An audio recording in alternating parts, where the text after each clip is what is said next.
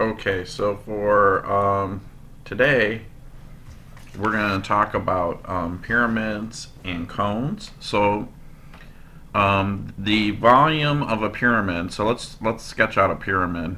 If you're not quite sure how to sketch out a pyramid,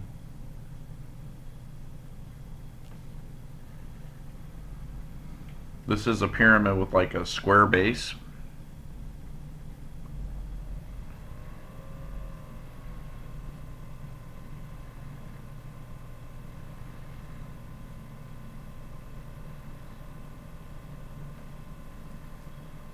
And the altitude height is important, and then the area of the base.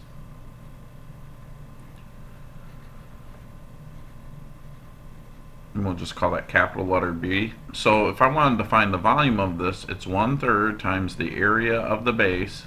So we want the area of the base. Now the reason I'm saying the area of the base is because the base could be any polygon times the altitude height. Now if you remember, altitude height means it forms a 90-degree angle with the base.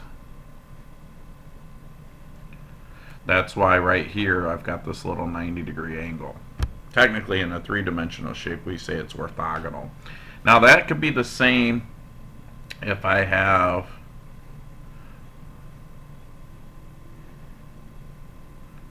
a slanted pyramid. So let's say that the point of the pyramid is way over here.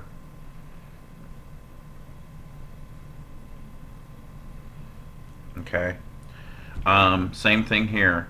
We're going to be looking for the altitude height, h, the area of the base. So it's very similar to our last section.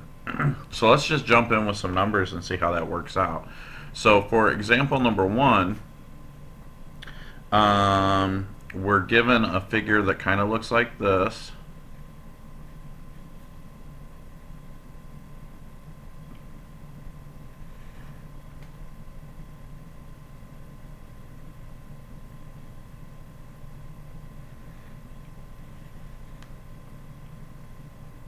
And we're told that the altitude height is 9, and then the dimensions of the base are 4 and 6.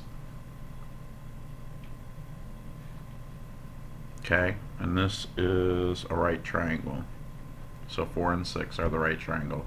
So 1/3, so the volume then is 1/3 times the area of the base. Now for a triangle it's 1/2 times the base times the height of the triangle times the height of the polyhedron, or the, not polyhedron, but the pyramid. Okay, so these two h's might be confusing, but this is for the triangle, the triangular base. So then if I plug that in, I've got 1/3 times 1/2. The base of this could be 6.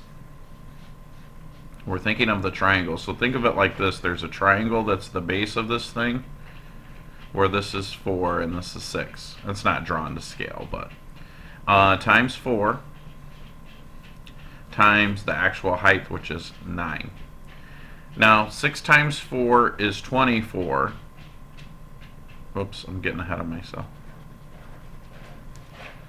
24. And then 1/2 of 24 is just 12. So we've got 1/3 times 12 times 9.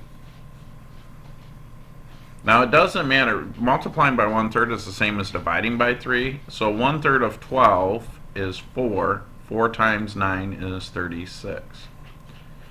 And I believe that the dimensions were meters, so that would be meters cubed. So the volume of this thing would be 36 meters cubed.